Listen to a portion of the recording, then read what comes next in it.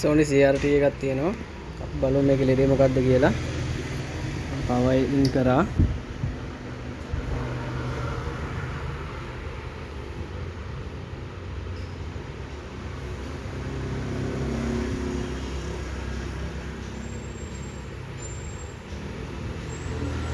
ඔයාලට පේනවා ඇති මෙතන නම් මෙතෙන්ට බෝ එකක් ඇවිල්ලා තියෙනවා හොරිසොන්ටල් සයිඩ් එකේ.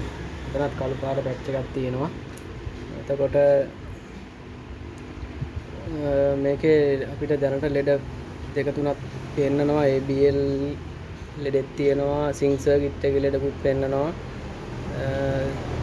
අපි බලමු මොකද කරන්න පුළුවන් කියලා. මේ ටීවී එකේ මෙතන තියෙනවා 10k රෙසිස්ටර් එකක්. 10k රෙසිස්ටර් එක මම මාරු කරලා බැලුවා ඒත් හරි ගියේ නෑ.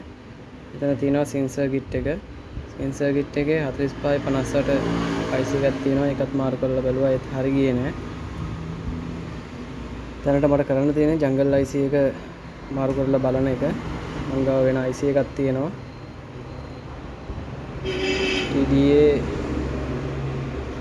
8843 මේකේ තියෙන IC එක. මේ IC එක මාරු කරලා බලමු. මේ ටීවී එකේ ජංගල් IC එක මම මාරු කරා.